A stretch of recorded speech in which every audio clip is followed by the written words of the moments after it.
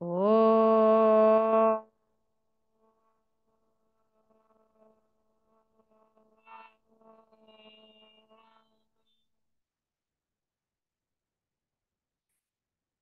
Om Sahana Vavatu Sahanau Bhunaktu Saha Viryam Karavavahai Tejasvinavadhitamastu ma vidvishavahai. Om Shanti Shanti Shanti.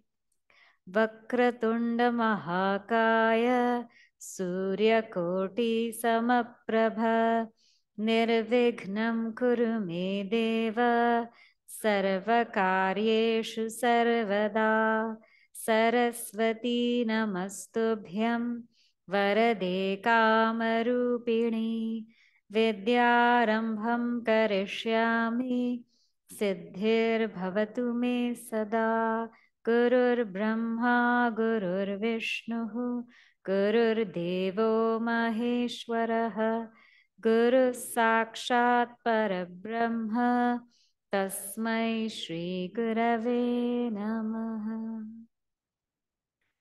Invoke the grace and blessings of the entire Guru Parampara and of all of the Devis as we reflect on their lives, their stories, and their glory.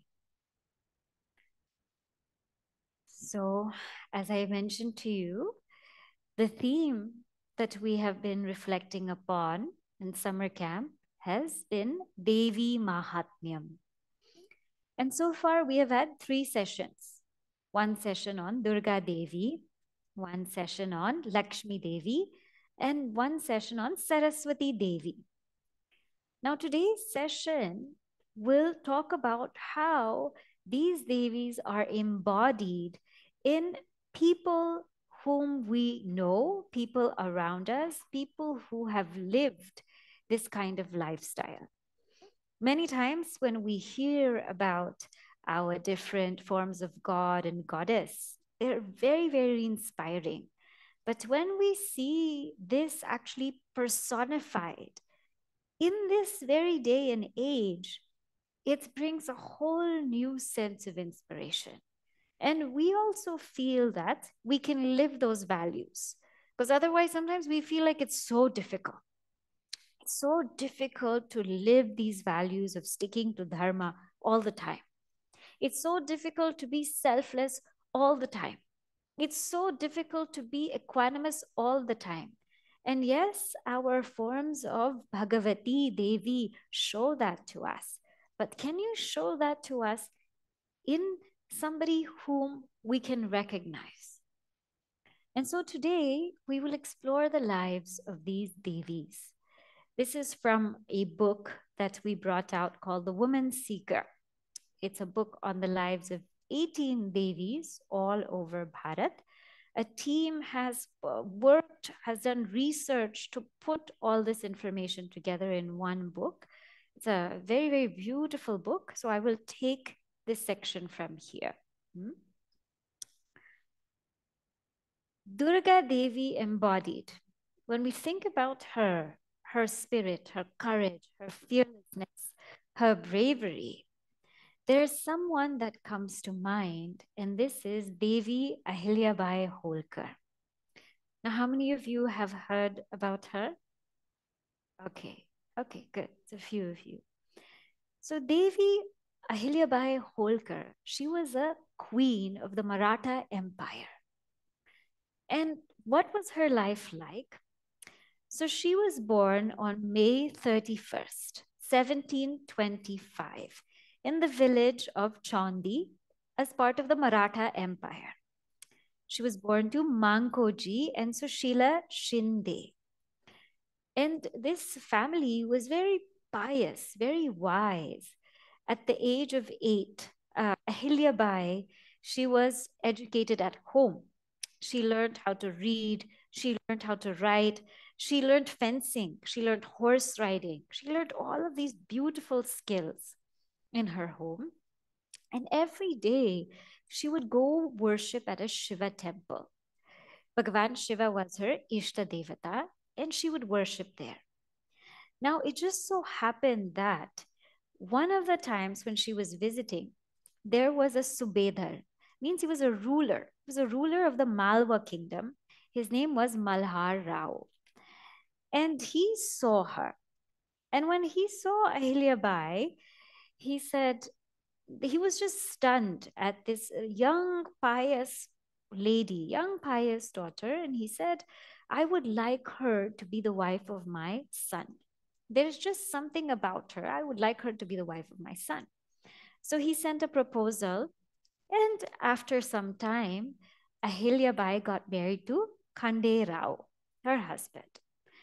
Now, when she got married to her husband was totally disinterested in the royal responsibilities.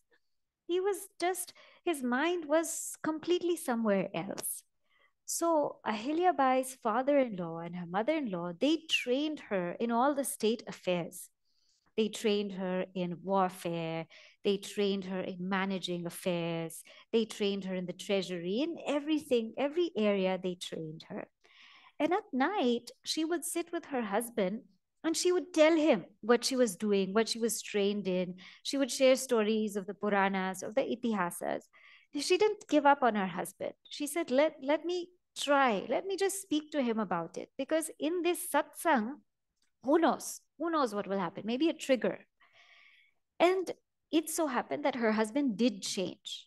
And her husband took up more responsibility and he fought great battles. But at some point in time, Khande Rao, he lost his life. He lost his life in battle. And by that time, Ahilyabai, they had given birth to one young son and one young daughter. And their children were there, and her son was still very young, her daughter was still very young, and her husband died. Now, when her husband died in this battlefield, she was completely heartbroken. And she didn't want to have anything to do with anybody anymore, because just imagine that somebody so close to you has passed away. But her father-in-law, Malharao, said, no, you keep going and you take over. I want you to take over. I want you to learn everything about the kingdom, because now your husband is not here. You have to learn how to manage. I am not going to be here all the time. And so she learned. She was there with her father-in-law. She learned everything from him, and he guided her every step of the way. He said, you have to take this. You have to take charge. But after some time, her father-in-law also passed away. So her husband passed away, her father-in-law passed away. And so now they were looking for a king, somebody who would rule the kingdom. And her son, just about, she was thinking, my son can be the king. He also passed away. So her husband passed, father-in-law passed, her son passed. And at that time, she was in Indore. She was in this area called Indore. So she said, I will be queen. I will take charge. I will be queen. And at 42 years of her age, she rose and she took care of the whole entire kingdom. Now, imagine what her state is like. She's had so much loss, but yet she says, I'll take charge of the kingdom. I'll take charge of the treasury, everything. And she knew how to fight. People saw this and said, now this is perfect. She's a perfect target. She is a queen. She doesn't have any husband, no father-in-law, no son. They're very rich. Indore is supremely rich. Let's target them. Let's have a battle with them. Now, Ahilyabai was so smart and so sharp that she had spies all over. And she knew that they were coming to battle. So she sent a note. She said, if you want to come here to battle, please know that you will lose. Huh? If I lose, it's not a big deal. If you lose from a woman like me, your reputation will be completely shattered. And I will come to fight you. I will come on the battlefield. And they got that letter And they said, no, no, no, no, no. We're not coming for battle. We're coming to condone the loss of your son. And she said, okay, whatever it is, they completely just changed their message. Nevertheless, she welcomed them. She sat with them and she let them go. So she said, don't make that same mistake again with me.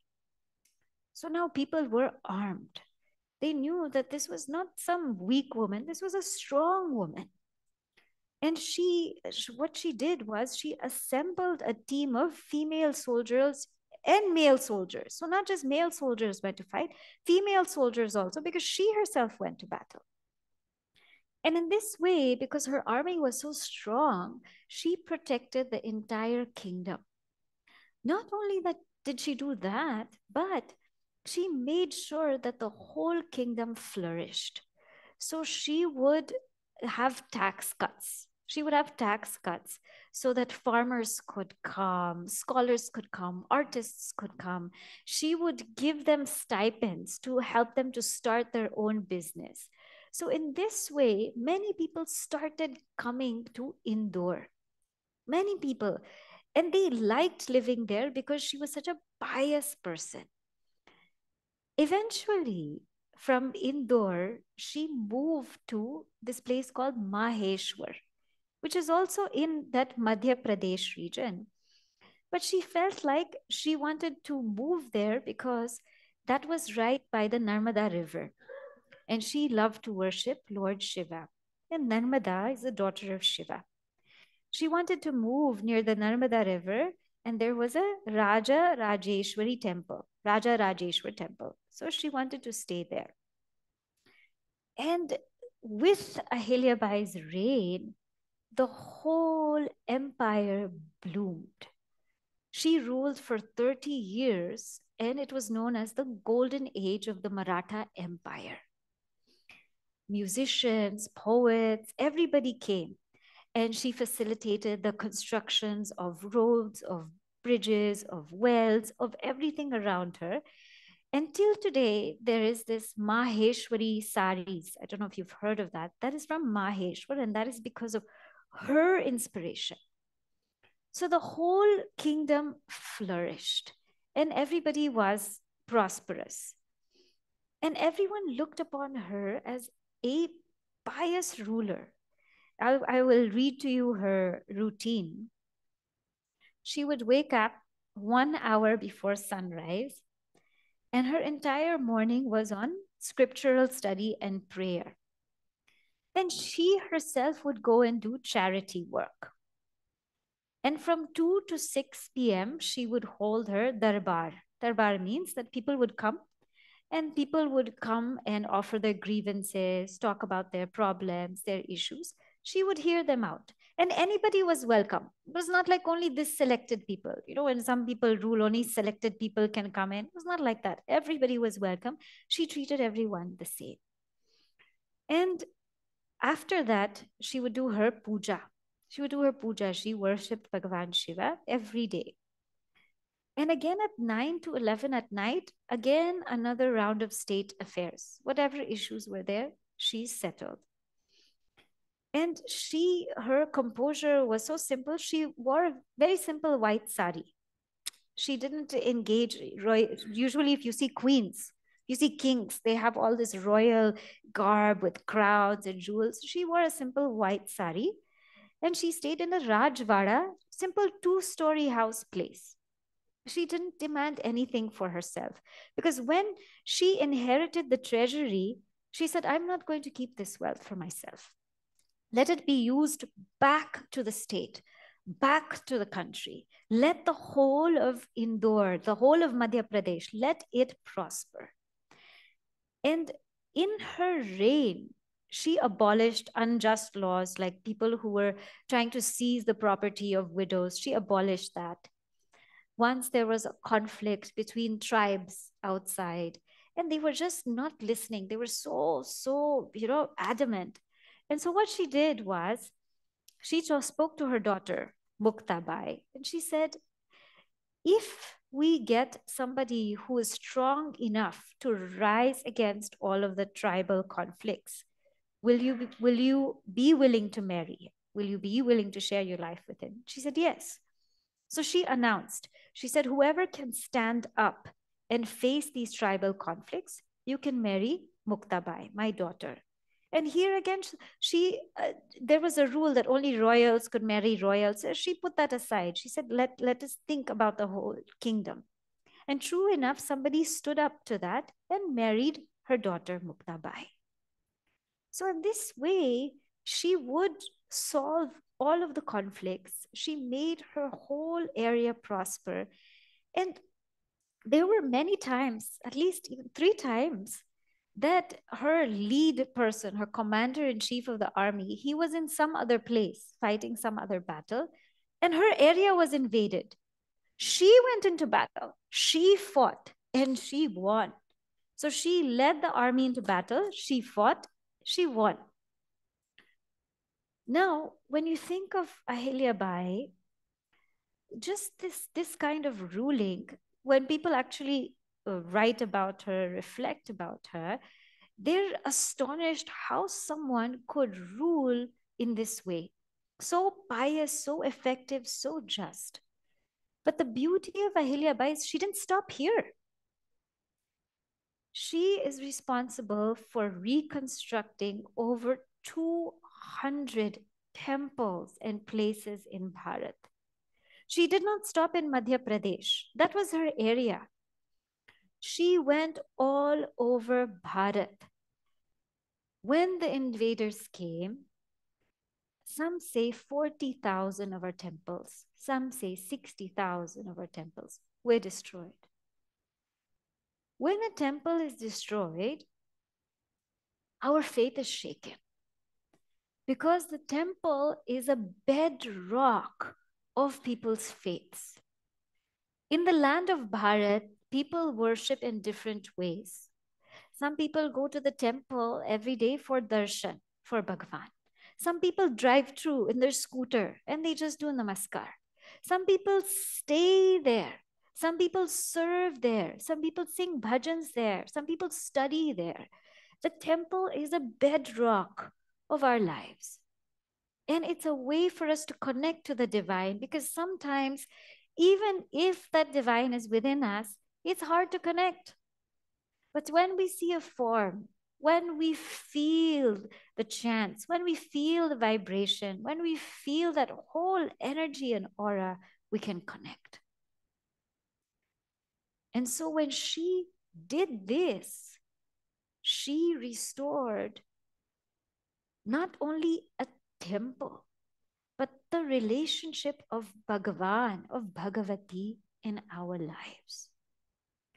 There are temples like Somnath, that has been destroyed maybe about 17 times. You take a temple, been destroyed about 17 times. Ahilyabai was involved in reconstructing Somnath temple. She reconstructed Somnath. The new one is a different construction, but when you go to Somnath now, there's a temple on the side. That temple has been built by Ahilyabai, and you will see her statue over there. Kashi Vishwanath, how many times that has been destroyed? Ahilyabai also, in her time, she rebuilt Kashi. And when you go to Kashi today, you will see Ahilyabai statue there because she rebuilt Kashi. When you go to Maheshwar, there is a map. I'm just going to read to you some of the places that she restored. Some places she restored the actual temple. Some places she restored the roads, the bridges, the buildings, the wells, everything. Rishikesh, Gangotri, Kedarnath, Haridwar, Badrinath, Vrindavan, Ayodhya, Gaya, Kashi, Nathdwara, Omkareshwar, Dwaraka, Ellora, Pandharpur, Rameshwaram. Now this is and I'm just reading a short list. Over 200 are accounted for. She has done many, many more. It is said, when you go to Bharat, everything has been touched by Ahilyabai. Everything means Every area she has thought of, north, south, west, east, she has thought beyond her kingdom, given that wealth to rebuild Bharat. And because of that, she is a mother. She is Jagan Mata. So when you go, you feel that about her. When you go to Indore, what is the name of the airport? Devi Ahilyabai Airport. And there is a statue of her. She is revered as a Devi. Today, when you go to her Rajvara, where in Indore, or whether it's in Maheshwar, still her place, her palki where she sat, that's still preserved. In this way, she lived. She lived until she was about, I think, until about 70. When she was 67, again people came after her and tried to threaten her. At 67, she went to war. 67, we're all like, oh, retired. 67, she went to war. She fought and she won. This was her glory. So she was not an ordinary person. She was completely divine. But she lived here. She lived here. And what was the mark of her leadership? You know, she dedicated everything to Bhagavan Shiva. Whenever she would sign a royal document, she would write Sri Shankara. And in the Narmada River, she would tell the Pandits every day to make 110,000 Shivalingas, Parthiva Shivalingas, to pray for all of the people around her. And they would immerse that in the Narmada. This was her life. Everything dedicated to Bhagavan Shiva. And it is said throughout her life, she witnessed about 27 deaths in her near family relations. 27 deaths. But she kept ruling her kingdom. She kept ruling. She kept ruling. She didn't give up. Not only did she rule her kingdom, she ruled the whole of Bharat, Bharat's hearts. Because of her glory, poets would come. One poet came and he said, Devi Ahilyabai, I have written all this for you. I've written lovely, lovely poetry for you. Please take it on my behalf. She took it. She said, come, let's go into the Narmada. She had a boat there. She said, come, let's go into the Narmada. She takes the book. She looks at him. She throws it into Narmada. She says, if you have to worship anyone, you worship Bhagavan. Don't worship me. This was Ahilyabai. When people praise us, what do? We keep a record of it. We make sure everybody knows. We put it, forward it, do this. One small thing we did, and we become so happy. Ahilyabai. People came to praise her. She took it. She threw it in Narmada. She said, everything is because of Bhagavan Shiva. Anybody who came to praise her, she said, don't sing my glories. Sing the glories of the divine. This is Ahilyabai, Devi Ahilyabai Holkar. She is the embodiment of Durga, fearlessness, of Lakshmi also, because she rebuilt so many temples in Bharat, and of Devi Saraswati, because she kept our culture alive. It is only because of people like her that you and me have access to thousands of years of truth, of knowledge, of wisdom. So our salutations to her. She's Devi embodied. Now we go to Lakshmi Devi. We are going to talk about somebody that many of you know, Mirabai, Sant Mirabai. We might know her life story, But just how far reaching her devotion was, we wouldn't have thought of it. We wouldn't have reflected upon it. Her life is the embodiment of Lakshmi Devi. She was born in 1498 to a royal family in Rajasthan. And her father used to spend a lot of time in the battlefield. So she would spend time with her mother, her grandfather. Once, a visiting saint came to their house. Like lots of saints, sages used to come. He had a statue of Krishna.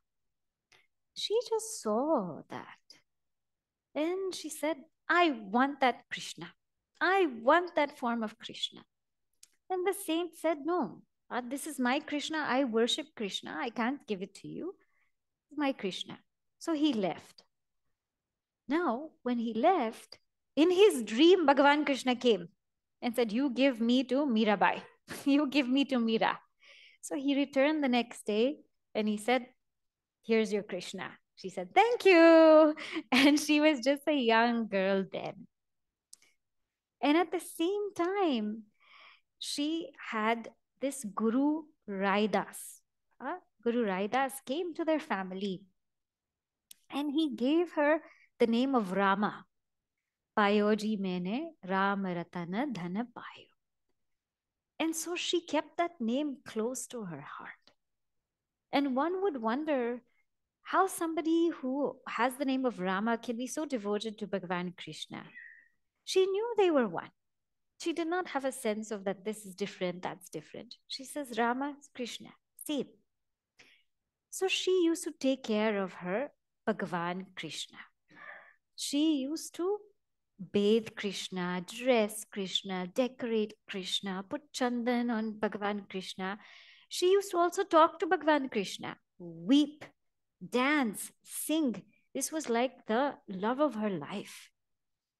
And one day there was a marriage procession and there was a groom and a bride. And so she asked her mother, what is this? What is this? You know, like a young child. She didn't know. And she said, this is a marriage procession and the groom is going to meet the bride. She said, oh, okay, who's my groom? And the mother kept quiet. She said, no, but who's my groom? And the mother said, it's your Krishna only. And she took that to heart. She said, oh, Krishna is my groom. That's it. That's it. And she felt that she was married to Krishna. And this is a Madhurya Bhava, when we take Bhagavan as our beloved. And so much so, she didn't want to get married to anybody. Marriage proposals were coming. She grew up. She didn't want to get married, but her parents said, you have to get married. So she said, okay, fine. She got married to Prince Bhojaraj. And he also knew that there was something special about Mira. So he let her worship Mira. And she used to worship in the Giridhara Gopala temple. So worship Bhagavan Krishna there. Now, after 10 years, he passed away. And when he passed away, then the Rana, her brother-in-law, started giving Mira a very difficult time. Because after her husband passed away, she started mixing freely with saints and sages. Now her husband has passed. So she spent her life serving saints and sages, being with them, singing the glories of Bhagavan. She was very free. Mirabai was very free. You couldn't limit her. You couldn't stop her. She wanted to sing, she will sing. She wanted to dance, she would dance. This was the way she was. And this Rana didn't like it because people were talking about her. How can somebody from your family do this? People were talking about her. So he actually contrived ways to put Mira's life to danger. Like how Prahlad had been subjected to so many things, Mira was subjected to so many things. So once he sent a snake, a poisonous snake, with a garland on top as a gift to Mira. And Mira had finished her prayers and everything. And they said, this is for you. And when she took the garland, what happened was she took out the garland, and instead of the snake, she found a shalagrama. This is because of her love and devotion to Bhagavan. So she was fine, completely fine. But the Rana got agitated. Just like Hiranyakashipu would get agitated with Prahlad, Rana got agitated. He said, send her a cup of poison. Send her poison. And so they gave Mira a cup of poison. And they warned her also. They said, please be careful. She said, nothing doing, it won't harm me. She said her prayers. She thought of her Krishna. She drank it and she said, this is only Amrita. Only Amrita. And it did nothing to her. The Rana was so agitated, so agitated. He said, what do I do now with this Mira? Finally, he said, unleash a lion. Let's get some wild animals around her. Oh, what will she do with that? The flower is not working. This poison is not working. We unleashed a lion and came after her. And everybody was running away, running away. And she said, my Narasimha Bhagavan has come to me. This is her attitude. And she got a garland and she put it on the lion. And the lion didn't harm her. So in this way, people kept threatening Mira's life. She didn't have it easy. People kept threatening her. And she didn't know what to do. She wrote to Tulsi Dasji. She said, I'm having a very tough time here. I want to be devoted to Bhagavan Krishna. I want to pray to Bhagavan Krishna, but they keep putting obstacles in my way. What do I do? Tulsi Dasji said, nothing doing, nobody should come in the way of you and Bhagavan. If you have to leave, go. He said, Prahlad went against Hiranyakashipu. Bharat went against Kaikai. Vibhishan went against Ravana. So you go. You can go. She left. She left and she went to Vrindavan because she felt like she wanted to be with her Krishna, where Bhagavan Krishna was, where he lived. She wanted to be in that place and feel Bhagavan Krishna with her, constantly with her. And by that time, people started getting to know her. And they would call her Mirabai because she would sing, she would dance freely, and people enjoyed her company and felt that they were basking in the life of a saint. And Mira, she also wanted to meet different saints and sages. So there was this one saint, his name was Jiva Goswami. He had a very strict rule. He would not meet any woman. This was true. I will not meet any woman. Mira went to his ashram. You know, Mira, you can't stop her. She's that kind of person, you can't stop her. She went. So she said, I want to meet Jiva Goswami. The attendant said, no. He doesn't meet any woman. You don't understand. He doesn't meet any woman. She said, really? There is another man here? I thought Bhagavan was the only man and we are all women only. We are all only his gopis. This is what she said. And Jiva Goswami heard this and he came running down to meet her. He said, I'm so sorry that I did not realize the depth of your devotion. You are right. We are all women. We are all gopis. Bhagavan is that Krishna. He is the only man here. And with that, even the saints and sages' lives were touched by Mirabai. Now her life was slowly growing. Her life was going by. She was getting older. And as she was seeing Bhagavan Krishna, she didn't only see Bhagavan Krishna in that statue, in that picture, but she started seeing Bhagavan Krishna everywhere. She said, I now see Krishna everywhere. In fact, I only see Krishna. When I see the stars, when I see the moon, when I see the sky, I only see Krishna, Krishna, Krishna. Actually, she had come to realize that there's nothing else but Krishna. and her whole life was only Krishna. And she would worship the form of Krishna as Giridhara Nagara, that form of Krishna who was holding that Giridhara mountain. So somebody once asked her, who do you worship? She says, Giridhara Nagara. Giridhar, the one who holds the mountain. Nagara means protector of the citizen, protector of the city. So somebody asked her, Mira, tell me, what is the meaning of Giridhara? So she said, the one who holds the mountain. And they asked her, what is the meaning of Nagara? She kept quiet because she couldn't explain how Bhagavan came as her protector. How do you explain how Bhagavan protects you from everything? She couldn't explain. She fell silent. In this way, she kept worshipping Krishna. And as she grew older, she went to Dwaraka. Now, when she went to Dwaraka, the news of her kingdom came that they were going through a lot of hardship, a lot of difficulty. And so they sent Brahmanas to come to Mira to tell her to go back, because they believed that when Mira left, all the hardships came to the kingdom. And now it was just unbearable that they wanted Mira to come back. And Mira said, nothing doing, I am not coming back. And the Brahmana said, no, we will bring you back. Otherwise, we will fast until we die, but we will bring you back. You have to come back. She said, no, I'm not coming back. They said, no, you have to come back. She said, okay, let's do one thing. Let me spend one night in the temple.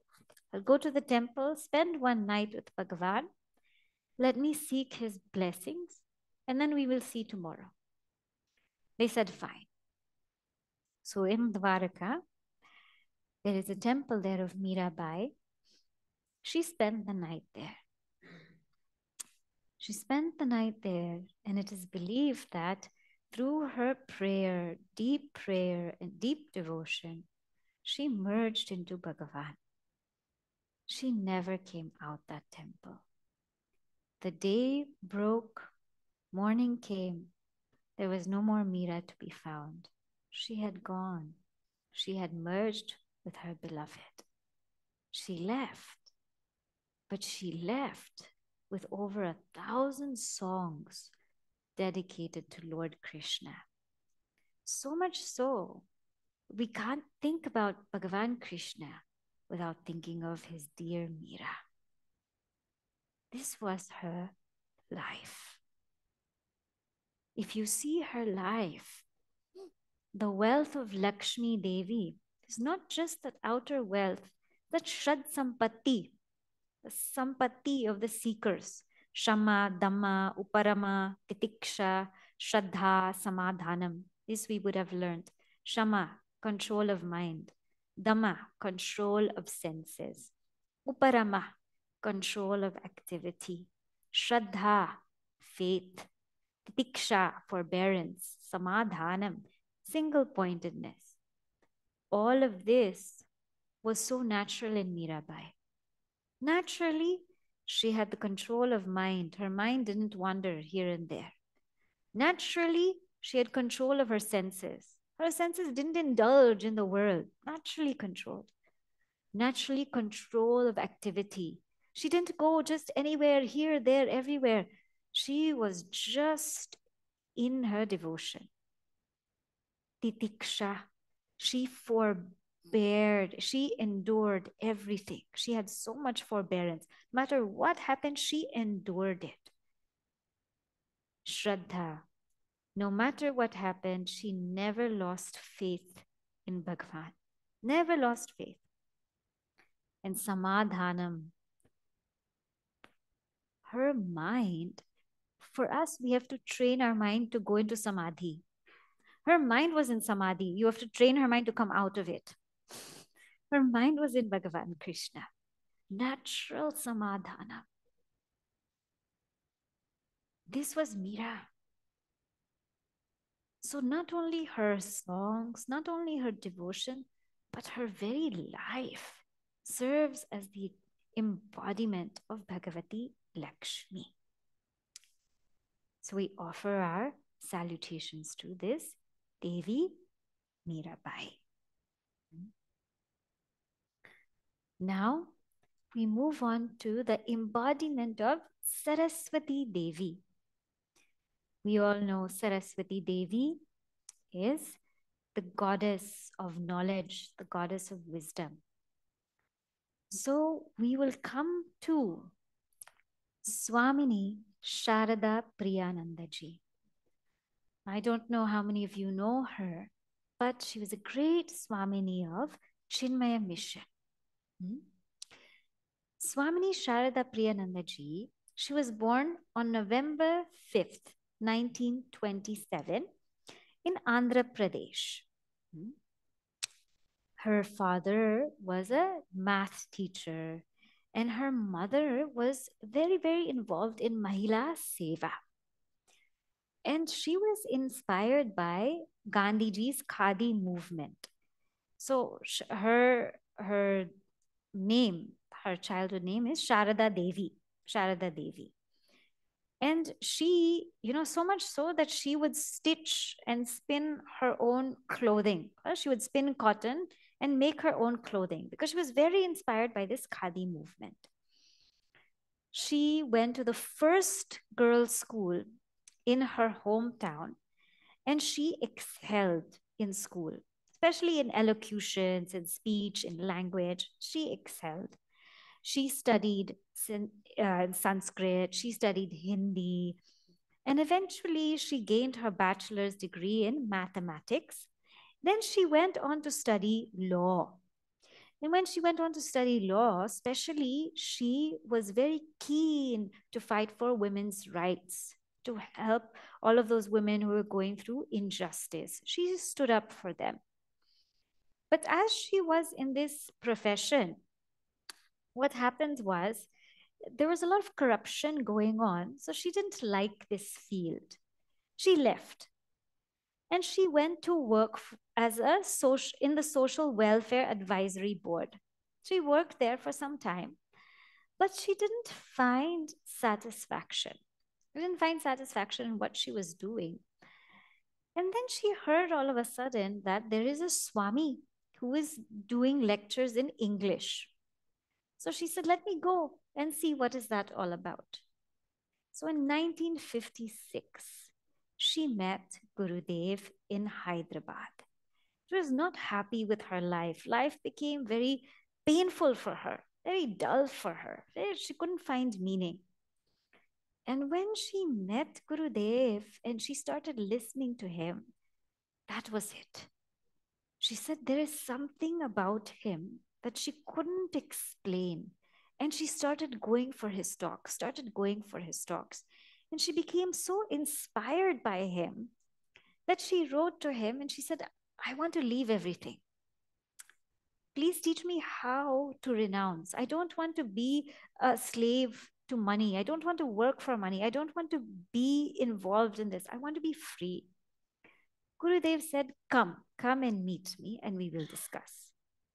So she came and she met Gurudev and she took the first Vedanta course. The very, very first Vedanta course was there and she joined Sandipani. This was around the 1960s. Now in the 1960s, Sandipani was not easy. Today, Sandipani is very, very much easy. But now it's not easy at all. They didn't have enough food. They didn't have enough accommodation. They didn't have enough facilities. So she had a difficult time, very difficult time. And there were only 2 women in that first batch. But nevertheless, she persevered. She went through it. And eventually she got her sannyasa diksha. And her name was Swamini Saradapriyananda. She went on to work in Andhra.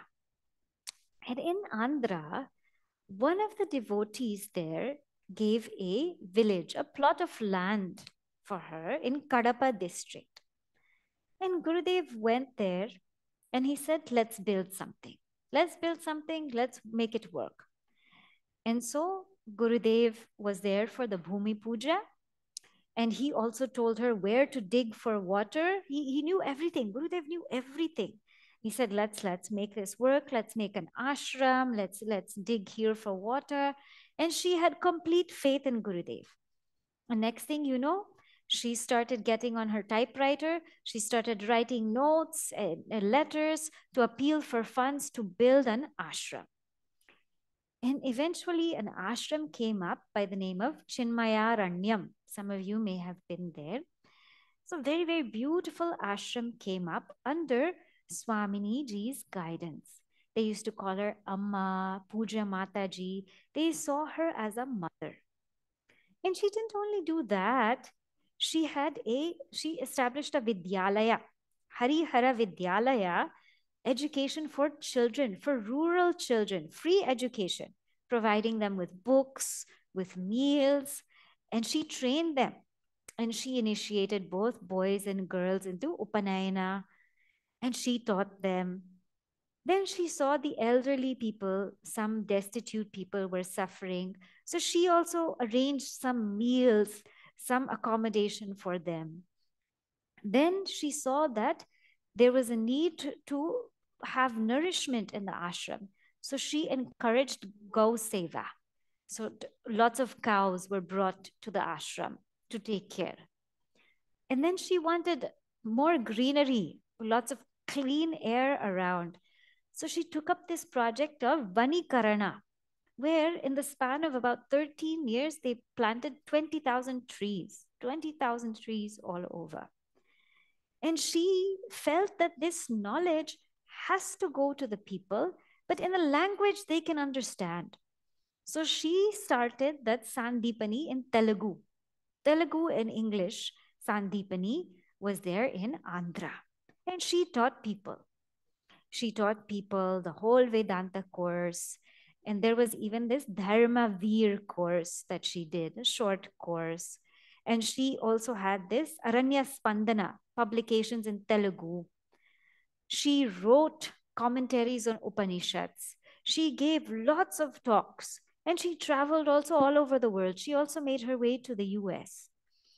So she was this embodiment of Saraswati. Means her life was spent on getting this knowledge to everybody, as inspired by Puja Gurudev. So much so that in her last days, just when she's about to leave this world, she was down with sickness. And people were saying, you're so sick and this and that. She said, who said I'm sick? Do you know what sickness is? Sickness is the forgetfulness of God. When people forget God, they are sick. But when they remember God, they are ever healthy. She said, I am not sick. 3 months she had sickness. Do you know what she did? When we have sickness, one day sickness, we're in bed, I can't go to work, I can't lift my leg, I can't do this. 3 months she was sick. She translated the Bhagavad Gita in Telugu. This is what she did. This is Saraswati. She didn't stop. She didn't stop getting this knowledge out to people's hearts and people's homes. And because of that, so many people were inspired by her. Today, if you go to Andhra, there's not one ashram. 20 to 30 ashrams are there. So many of the Swamins, the Brahmacharyans in that region are inspired by Swamini Saradapriyananda ji. Until today, they speak about her with so much reverence as of a mother. That is Swamini ji, the embodiment of Saraswati. So we offer our salutations to her for reaching out to us in this way.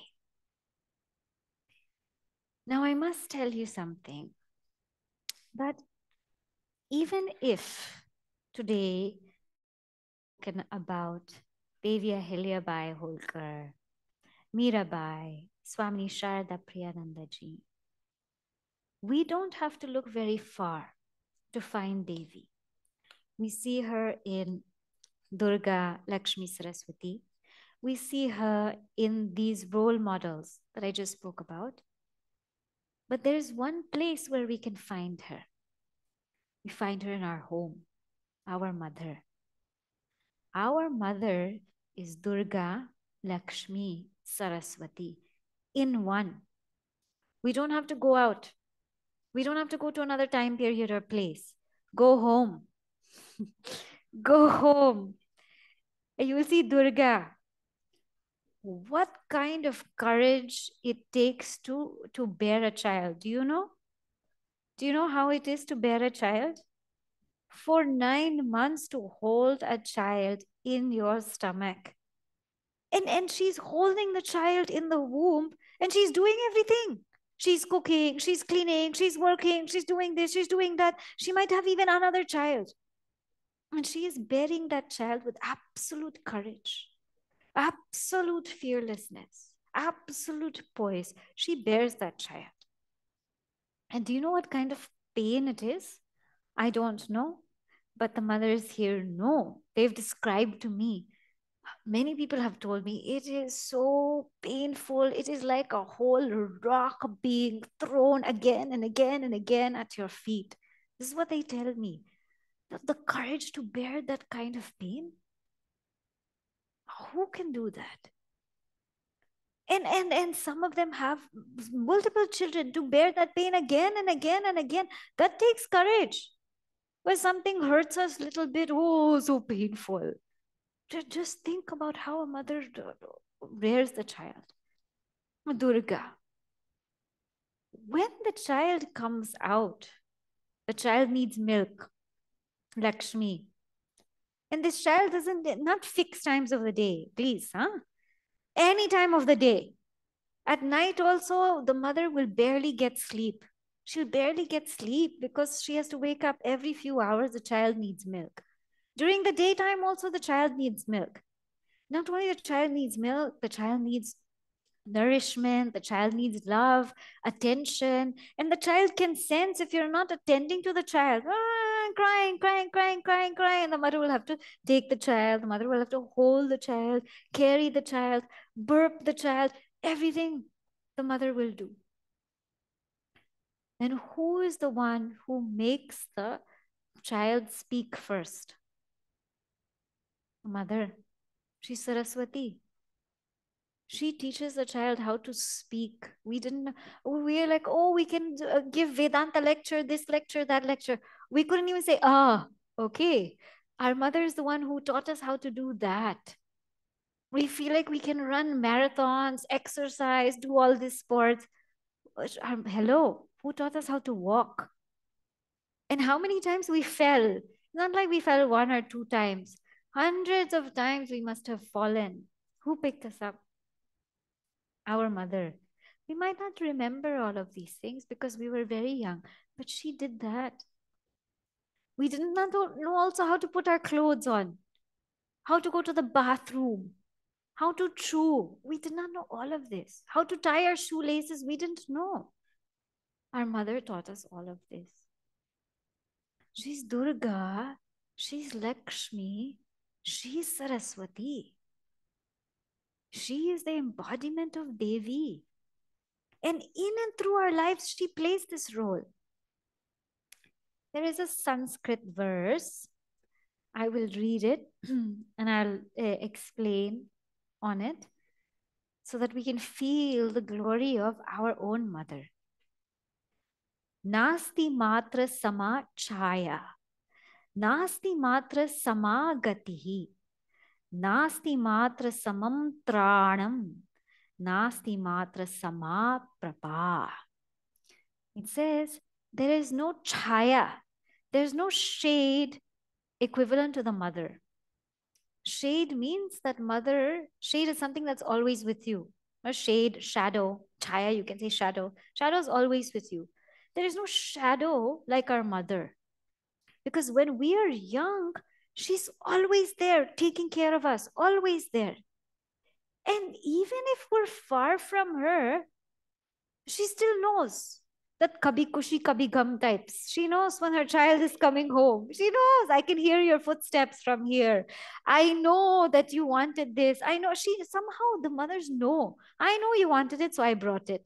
I don't know how they know. It is like they have eyes in the back of their heads and ears that are very far reaching, that everything around they know. They're like chaya only. Even if we're thousands of miles apart, they know. So there is no shadow like our mother. Even if she's not physically there, she's there. She's there. There is no gati. There's no resort like our mother. Now, how many of us, whenever we're in trouble, who's the first person we call? Ma, especially when they go to college. Ma, how do you make this? How do you do this? What do you do with the laundry again? We don't know. I got hurt. What to do? I'm heartbroken. What to do? I'm having such a tough time at work. What to do? Everything and anything we call our mother. Everything. Everything from the smallest little problem to the biggest problem. Who is the person we call? We call our mother. We call our mother. She is the gati. And the beauty about the mother is, to see other people, we have to make appointment, make an appointment 2 weeks before, make an appointment, come at the appointed time. And then when you come, you have to do this and you come to do that. When you go see your mother, you just go. There's no appointment or date or time. You just go. And that gati is, we feel so free that, when people are married, when they go to their own mother's house, the freedom they feel is unparalleled. They can do whatever they want. There is no place like home, like your mother's house. There's no place like that. She is that gati. No gati like her. And nasti matra samam tranam. There's no protection like the mother. I tell you, when the mother blesses us, that means everything will be okay. You don't even have to worry about anything. The minute the mother has said, yeah, tathastu, means don't worry. Because she's lived such a life of purity, such a life of chastity, that her tapasya bears fruit. Just like how we saw yesterday, Sita Devi's tapasya. Because of her tapasya, Hanumanji's tail doesn't burn. Because of our mother's tapasya, we are protected. Don't think that everything is fine because of our own efforts. Please don't think that. It's because of our guru, because of our mother, because of our father, that their protection is with us. And a mother also will do anything and everything to protect her child. Now, you've seen this in news. A child is stuck under the car. There's a small mother, small frame. She will lift the car. She lift the car. Where does she get this strength from? Where does she get this power from? To protect the child, the mother will do anything. Absolutely anything. And nasti matra sama prapa. There is no, prapa means a watering place. Pa, to drink. Prapa means watering place. There is no watering place like the mother, means there's no nourishment like the mother. Till today, I am sure everybody will remember the taste of their mother's food that you will never forget. You will never ever forget. It is not the actual food, it is the love with which the food is cooked. It is because the mother is an embodiment of love, we will never forget her nourishment. So, this Durga, Lakshmi, Saraswati, she's in our mother. She's there. And when we see that in our mother, we see Devi. Wherever you see Durga, Lakshmi, Saraswati, that is Devi. We see it in our mother. And let's not forget that Durga, Lakshmi, Saraswati is in our very own Gurudev, in Puja Gurudev. He is also the embodiment of Durga, Lakshmi, Saraswati. How he has destroyed our Ajnana, how he has built so many institutions and ashramas as Lakshmi, how much he has taught us as Saraswati. This is Devi. I know time is up. I hope that you and I will always, always keep this in mind, that wherever we see Durga, Lakshmi, Saraswati, there itself is Devi. We don't have to look very far. Close now. Om Purnamadah Purnamidam Purnat Purnamudachyate Purnasya Purnamadaya Purnameva Vashishyate. Om Shanti Shanti Shanti. Harihi Om Shri Gurubhyo Namaha. Harihi Om.